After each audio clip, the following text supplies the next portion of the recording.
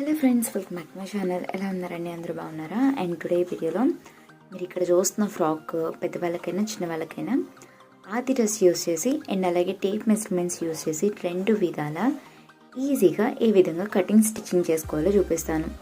And ఈ frock stitch చేయడం కోసం నేను linen cotton Kanchi big border saris use చేశానండి. ఫస్ట్ టేప్ మెజర్మెంట్స్తో ఏ విధంగా కట్ చేసుకోవాలో చూద్దాం. దీనికోసం బాడీ పార్ట్కి సరిపడా లైనింగ్ ఫ్యాబ్రిక్ని హాఫ్కి నీట్గా ఫోల్డ్ చేసుకొని 6 ఇంచెస్ దగ్గర షోల్డర్ పాయింట్ పెట్టుకొని షోల్డర్ పాయింట్ దగ్గర నుంచి స్ట్రైట్గా ఒక లైన్ మార్చేసి 3 ఇంచెస్ షోల్డర్ విడ్త్ అనేది పెడుతున్నాను. షోల్డర్ వెడల్పు అనేది 3 ఇంచెస్ దగ్గర పెట్టుకొని నెక్ డీప్, ఇది ఫ్రంట్ సైడ్ పార్ట్ అండి. Front side neck deep 4.5 inches పెడుతున్నాను. 4.5 ఇంచెస్ నెక్ డీప్ పెట్టి నెక్ డీప్ పాయింట్ దగ్గర నుంచి షోల్డర్ పాయింట్ దగ్గరికి ఈ విధంగా కలుపుకొని ఆర్మ్ హోల్ షేప్ మార్చేయడం కోసం ఆర్మ్ హోల్ రౌండ్ లూస్లో నుంచి హాఫ్ మెజర్మెంట్ తీసుకొని షోల్డర్ పాయింట్ దగ్గర నుంచి టేప్ పెట్టి కరెక్ట్గా ఆర్మ్ హోల్ రౌండ్ లూస్లో హాఫ్ మెజర్మెంట్ దగ్గర ఒక పాయింట్ పెట్టుకొని ఈ పాయింట్ని షోల్డర్ పాయింట్కి ఇక్కడ వీడియోలో చూపిస్తున్నట్టుగా ఈ విధంగా కలుపుకుంటూ ఆ పాయింట్ని ఎల్ షేప్లో ఈ విధంగా మార్కేసుకొని ఈ కార్నర్ పాయింట్ దగ్గర ఒక హాఫ్ ఇంచ్ దగ్గర పాయింట్ పెట్టాం. అండ్ ఈ స్ట్రైట్ లైన్ మీకు ఎంతైతే ఉంటుందో దానికి కరెక్ట్గా మధ్యకి ఒక పాయింట్ పెట్టి ఒక హాఫ్ ఇంచ్ లోపలికి ఒక పాయింట్ పెట్టాలి.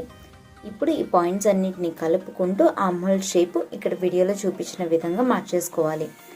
అండ్ మీకు బాడీ లెంత్ ఎంతైతే కావాలో దానికన్నా ఒక హాఫ్ ఇంచ్ ఎక్స్ట్రా పెట్టుకొని బాడీ లెంత్ ఈ విధంగా మార్చేసుకొని చెస్ట్ రౌండ్ లూస్లో నుంచి బై 4 చేసుకొని మార్చేసుకోవాలి.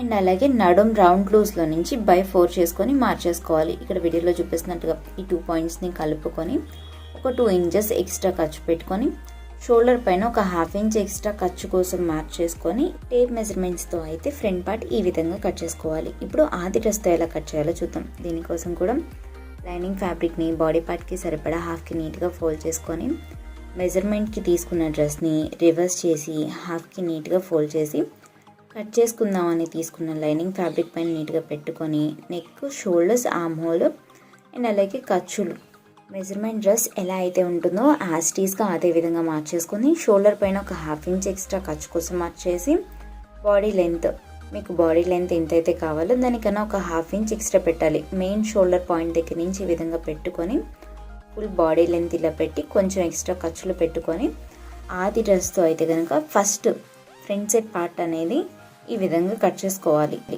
ఇప్పుడు లైనింగ్ ఫ్యాబ్రిక్ని బ్యాక్ పార్ట్కి సరిపడా హాఫ్కి నీట్గా ఫోల్డ్ చేసుకొని దానిపైన మనం కట్ చేసుకున్న ఫ్రంట్ సైడ్ పార్ట్ని పెట్టి neck, shoulders, arm holes including ఖర్చుతో కలిపి ఖర్చు పాయింట్ ఎక్కడ దాకా ఉంది అనేది కూడా పెట్టి ఈ విధంగా మార్చేసి ఖర్చు పాయింట్ దగ్గర నుంచి ఆర్మ్ హోల్ షేప్ వంపు ఉన్న దగ్గర ఒక హాఫ్ ఇంచ్ బయట పక్కకి మార్చేసుకున్నాను.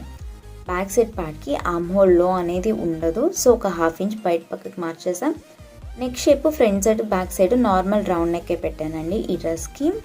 ఈ విధంగా పెట్టుకొని హ్యాండ్స్ కట్ చేయడం కోసం 2 హ్యాండ్స్కి సరిపడా ఫ్యాబ్రిక్ తీసుకొని హాఫ్కి నీట్గా ఈ విధంగా ఫోల్డ్ చేసుకొని హ్యాండ్ లెంత్ మీకు ఎంతైతే కావాలో దానికన్నా ఒక 1 ఇంచ్ ఎక్స్ట్రా తీసుకోవాలి. ఖర్చుల కోసం 1 ఇంచ్ ఎక్స్ట్రా పెట్టి ఈ విధంగా పైన షోల్డర్ పాయింట్ అనేది పెట్టుకొని ఇప్పుడు హ్యాండ్ షేప్ మార్చడానికి ఆర్మ్ హోల్ రౌండ్ లూస్లో నుంచి హాఫ్ మెజర్మెంట్ తీసుకున్న హాఫ్ మెజర్మెంట్లో ఒక 1 ఇంచ్ తగ్గించి ఈ విధంగా షోల్డర్ పాయింట్ దగ్గర నుంచి ఈ విధంగా మార్చేసి మనం పెట్టిన పాయింట్ దగ్గర నుంచి 3.5 ఇంచెస్ హ్యాండ్ డౌన్ అనేది పెడుతున్నాం. చిన్నపిల్లలకైతే కనుక 2 inches are 2.5 inches hand down పెడితే సరిపోతుందండి. ఇప్పుడు షోల్డర్ పాయింట్ దగ్గర నుంచి హ్యాండ్ డౌన్ పాయింట్కి ఈ విధంగా షేప్ అనేది మార్చేసుకొని వీడియోలో చూపిస్తున్నట్టుగా ఒక 2 ఇంచెస్ ఎక్స్ట్రా ఖర్చు కోసం పెట్టాను. ఈ విధంగా మార్చేసుకొని ఇప్పుడు కింద హ్యాండ్ లూజ్ ఎంతైతే ఉంటుందో హ్యాండ్ లూజ్ దగ్గర మార్చేసి మళ్ళీ ఒక 2 ఇంచెస్ ఎక్స్ట్రా ఖర్చు కోసం మార్చేసుకొని హ్యాండ్ షేప్ అనేది ఇక్కడ వీడియోలో చూపిస్తున్నట్టుగా మార్చేసి కట్ చేసుకోవాలి. సో అందరికీ అర్థమవుతుంది కదండి. ఎవరికైనా ఏదైనా డౌట్స్ ఉంటే కనుక కింద కామెంట్ సెక్షన్లో చెప్తే నేను రిప్లై ఇస్తానండి. సో హ్యాండ్ షేప్ని మీకు ఏ విధంగా అయితే చూపించానో సేమ్ అదే విధంగా కట్ చేసుకున్నాను. అండ్ లైనింగ్ ఫ్యాబ్రిక్స్ అనేది పర్ఫెక్ట్ మెజర్మెంట్తో కట్ చేసాం కదా, దానికన్నా ఎక్కువ ఉండే విధంగా మెయిన్ ఫ్యాబ్రిక్ని నెక్, షోల్డర్, ఆర్మ్ హోల్ దగ్గర ఎక్కువ ఉండే విధంగా main fabric front side part, back side part cut చేసాం. అండ్ హ్యాండ్స్కి లైనింగ్ ఫ్యాబ్రిక్ అనేది యూస్ చేయాలి. నేను ఓన్లీ మెయిన్ ఫ్యాబ్రిక్ పైన స్టిచ్ చేశాను. ఇప్పుడు ఏ విధంగా స్టిచ్ చేయాలో చూద్దాం. ఫస్ట్ మెయిన్ ఫ్యాబ్రిక్కి రాంగ్ సైడ్న లైనింగ్ ఫ్యాబ్రిక్ని ఈ విధంగా నీట్గా పెట్టుకొని నెక్ చుట్టూ జారిపోకుండా ఉండడం కోసం సేఫ్టీ పిన్స్ అనేది పెట్టుకొని నెక్ షేప్ చుట్టూరు ఒక స్టిచ్ అనేది వేసుకొని నెక్ చుట్టూరు ఉన్న ఎక్స్ట్రా ఫ్యాబ్రిక్ మొత్తాన్ని కట్ చేసుకోవాలి. అండ్ మన ఛానల్ని కొత్తగా ఎవరైనా చూస్తున్నట్టయితే ఛానల్ని సబ్స్క్రైబ్ చేసుకొని పక్కనున్న బెల్ ఐకాన్ ప్రెస్ చేసి ఆల్ అని ప్రెస్ చేస్తే నేను ఏదైనా వీడియో అప్లోడ్ చేస్తే మీకు నోటిఫికేషన్ వెంటనే వస్తుందండి. సో నెక్ షేప్ చుట్టూరు ఉన్న ఎక్స్ట్రా ఫ్యాబ్రిక్ని కట్ చేసి నెక్కి మంచి వైపున థ్రెడ్ పైపింగ్ వేయడం కోసం నెక్ షేప్ ఎలా అయితే ఉందో అదే విధంగా ఒక మెడపట్టి తీసుకున్నాను. ఇది ఈ శారీకి ఉన్న బోర్డర్ అనమాట. బోర్డర్ని జాయింట్ వేసుకున్నాను నేను. బోర్డర్ని ఈ విధంగా నెక్ షేప్ చుట్టూరు సరిపోయే ఫ్యాబ్రిక్ కావాలని చెప్పేసి జాయింట్ వేసుకొని బోర్డర్కి చివర అంచులు మొత్తం ఫోల్డ్ చేసి స్టిచ్ చేసి నెక్ షేప్ ఎలా అయితే ఉందో సేమ్ అదే విధంగా ఉండేలాగా రౌండ్ షేప్లో ఈ మెడపట్టి కట్ చేసుకున్నా. 1 ఇంచ్ విడ్త్ నెక్ షేప్ ఎలా అయితే ఉందో సేమ్ అలాగే ఉన్న పీస్ని కట్ చేసి ఈ విధంగా నీట్గా పెట్టి చుట్టూరు మళ్ళీ ఈ మెడపట్టి కూడా జారిపోకుండా ఉండడానికి ఈ మెడపట్టి చుట్టూరు కూడా సేఫ్టీ పిన్స్ అనేది పెట్టుకొని నెక్ షేప్ చుట్టూరు మళ్ళీ ఒక స్టిచ్ అనేది వేసుకోవాలి. ఈ విధంగా ఇక్కడ వీడియోలో చూపిస్తున్నట్టుగా ఈ విధంగా నెక్ షేప్ చుట్టూరు స్టిచెస్ అనేది వేసుకొని నెక్ షేప్ చుట్టూరు ఈ విధంగా చిన్న చిన్న కట్స్ అనేది పెట్టుకోవాలి. కట్స్ అనేది పెట్టుకొని పైపింగ్ థ్రెడ్ని ఇక్కడ థ్రెడ్ స్టిచ్ కనిపిస్తుంది కదా, కరెక్ట్గా థ్రెడ్ స్టిచ్ పైన పైపింగ్ థ్రెడ్ అనేది పెట్టి ఎక్స్ట్రా ఉన్న ఖర్చుని లైనింగ్ ఉండే వైపుకి ఈ విధంగా పెట్టుకోవాలి. ఈ విధంగా లైనింగ్ ఉండే వైపుకి పెట్టి ఓన్లీ థ్రెడ్ పైన మనం పైపింగ్కి తీసుకున్న క్లాత్ని ఈ విధంగా పైన వీడియోలో చూపిస్తున్నట్టుగా పెట్టుకొని ఈ విధంగా ఫోల్డ్ చేసుకుంటూ వీడియోలో చూపిస్తున్నట్టుగా స్టిచ్ అనేది వేసుకోవాలి. సో ఈ విధంగా పెట్టి రివర్స్ చేసి చూస్తే ఇక్కడ చూడండి ఈ విధంగా ఉంటుంది. బ్యాక్ సైడ్ ఖర్చు అనేది థ్రెడ్ ఏమో ఈ విధంగా ఉంటుంది లోపలికి, మధ్యలో ఓన్లీ థ్రెడ్ మాత్రమే ఉంటుంది. అండ్ పైన ఏమైనా థ్రెడ్ ఈక్వల్గా సమానంగా రాకుండా ఎక్కువ వస్తుంది అనుకుంటే ఈ పైపింగ్కి పెట్టిన క్లాత్ ఉంది కదా, గంధం కలర్ క్లాత్, దాని కింద కొంచెం జస్ట్ లైట్గా లాగితే కనుక మీకు థ్రెడ్ పైపింగ్ అనేది నీట్గా వస్తుంది ఇక్కడ వీడియోలో చూపించినట్టుగా.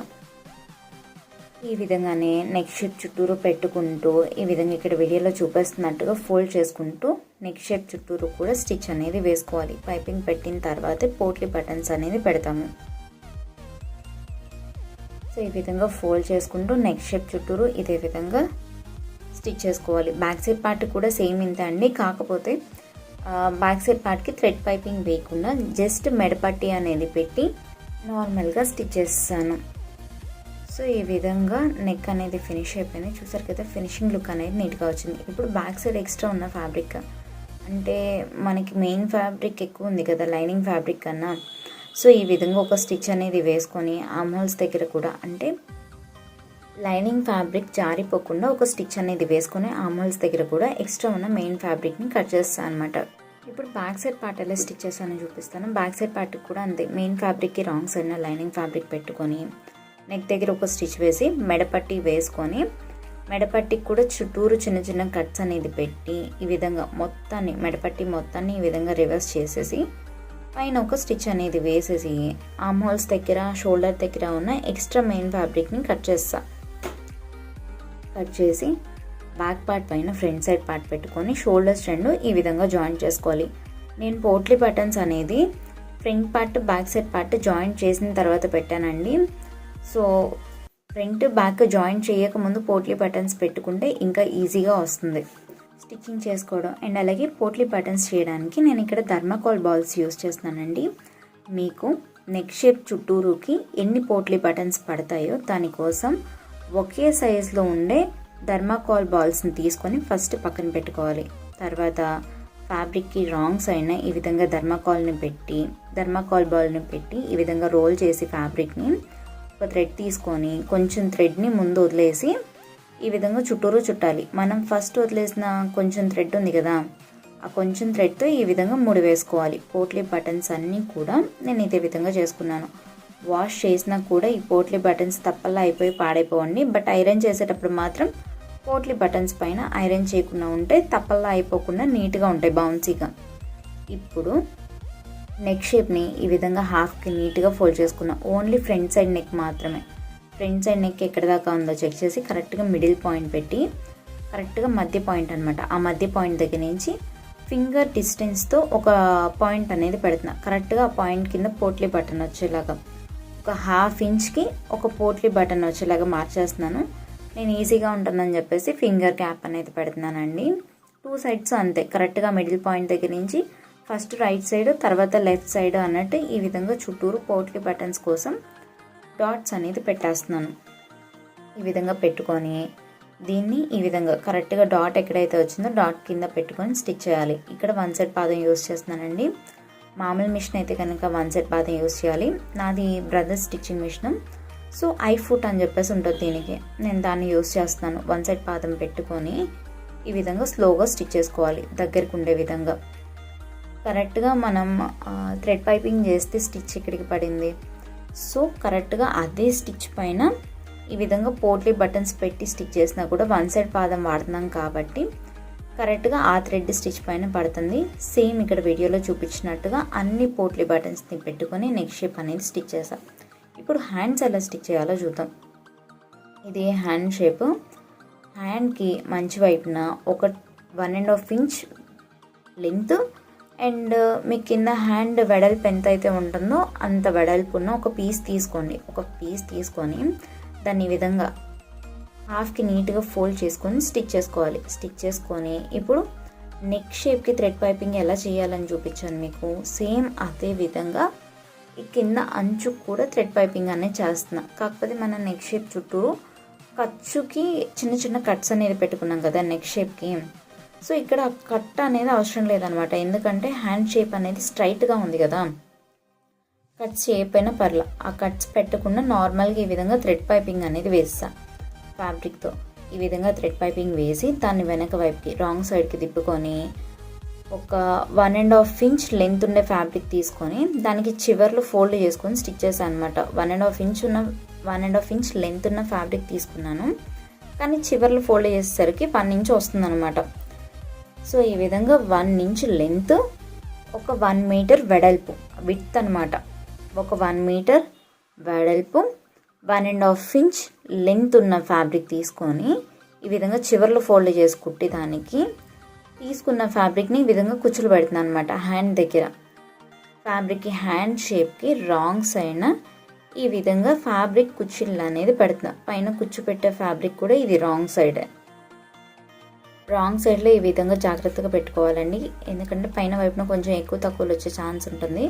అలా ఎక్కువ తక్కువలు రాకుండా నీట్గా సమానంగా వచ్చేలాగా మెజర్మెంట్ చెక్ చేసుకుంటూ జాగ్రత్తగా పెట్టుకొని పైన ఈ విధంగా ఒక స్టిచ్ అనేది వేసుకున్నాను. ఇప్పుడు మళ్ళీ హ్యాండ్ షేప్ని హాఫ్కి నీట్గా ఫోల్డ్ చేసుకొని డ్రెస్కి ఫ్రంట్ సైడ్ వచ్చే వైపున హ్యాండ్ని ఒక 1/2 ఇంచ్ హ్యాండ్లో అనేది కట్ చేస్తాను. అది కూడా ఖర్చున్నంత వరకు అనమాట. హ్యాండ్ మిడిల్ పాయింట్ దగ్గర నుంచి హ్యాండ్ ఖర్చున్న వరకు ఒక 1/2 ఇంచ్ హ్యాండ్లో, అది కూడా డ్రెస్కి ఫ్రంట్ సైడ్ వచ్చే వైపు మాత్రమే ఈ హ్యాండ్లో అనేది కట్ చేసుకొని డ్రెస్ పైన ఈ హ్యాండ్స్ని ఇక్కడ వీడియోలో చూపించినట్టుగా పెట్టుకొని ఈ విధంగా చెక్ చేసి హ్యాండ్ షేప్ని స్టిచ్ చేసుకోవాలి. సో హ్యాండ్ షేప్స్ అనేది ఆల్రెడీ అన్ని డ్రెస్సెస్కి స్టిచ్ చేసేదే కాబట్టి కొంచెం ఫాస్ట్గా చూపిస్తానండి. ఇక్కడ ఒక హ్యాండ్ ఎలా అయితే స్టిచ్ చేస్తున్నామో సేమ్ ఇదే విధంగా ఇంకొక హ్యాండ్ని కూడా స్టిచ్ చేసుకోవాలి. అండ్ ఎవరైనా కొత్తగా నేర్చుకునే వాళ్ళు ఉంటే కొంచెం స్లోగా చూస్తే ఈజీగా అర్థమవుతుంది. అండ్ ఇది బాటమ్ పార్ట్ కోసం తీసుకున్న ఫ్యాబ్రిక్. ఫ్రంట్ సైడ్కి 2 మీటర్స్, బ్యాక్ సైడ్కి 2 మీటర్ ఫ్యాబ్రిక్ యూస్ చేశాను. మీకు లెంత్ ఎంత కావాలో చెక్ చేసుకొని మీకు కావాల్సిన లెంత్ కన్నా ఎక్స్ట్రా ఉన్న ఫ్యాబ్రిక్ని పైన వైపున అంటే కుచ్చుళ్ళు దోపుకునే వైపున కట్ చేసుకోవాలన్నమాట. శారీ కుచ్చుళ్ళు దోపే వైపు. అండ్ ఇది లైనింగ్ ఫ్యాబ్రిక్. లైనింగ్ ఫ్యాబ్రిక్ కూడా సేమ్ అంతే, 2 మీటర్స్. ఫ్రంట్ సైడ్కి 2 మీటర్స్, బ్యాక్ సైడ్కి 2 మీటర్ లైనింగ్ ఫ్యాబ్రిక్ యూస్ చేశాను.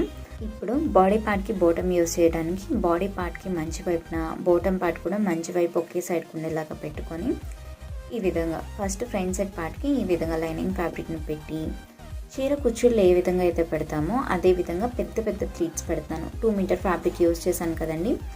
ఈ ప్లీట్స్ అనేది నడుం సైజుని బట్టి ఉంటుంది. నడుం సైజ్ ఎక్కువ ఉంటే కనుక ఫ్యాబ్రిక్ కూడా 3 మీటర్స్ అలా తీసుకోండి. ఎందుకు అంటే నడుం కొంచెం లావుగా ఉండే వాళ్ళకి, నడుం సైజ్ కొంచెం ఎక్కువ ఉండే వాళ్ళకి లావుగా కనిపిస్తుంది అనుకుంటే ప్లీట్స్ పెద్దగా పెడితే బౌన్సీనెస్ అనేది మరీ అంత రాదనమాట.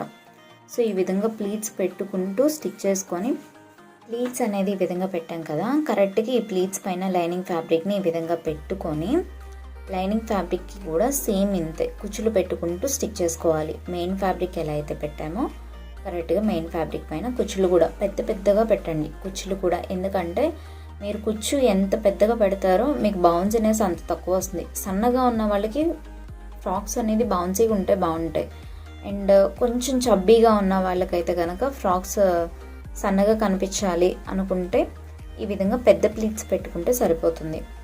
సో ఈ విధంగా ఫ్రంట్ పార్ట్ పైన బ్యాక్ సైడ్ పార్ట్ వచ్చే విధంగా పెట్టుకొని కరెక్ట్గా నడుం points front part back part ఈక్వల్గా ఉండేలాగా పెట్టి కింద bottom fabric only main fabrics sides మాత్రం జాయిన్ చేసుకోవాలి. ఫస్ట్ కింద బాటమ్ పార్ట్ ఎప్పుడైనా సరే లైనింగ్ ఫ్యాబ్రిక్ సపరేట్గా మెయిన్ ఫ్యాబ్రిక్ సపరేట్గా స్టిచ్ చేస్తే అవుట్ ఫినిషింగ్ లుక్ అనేది చాలా నీట్గా వస్తుంది అనమాట.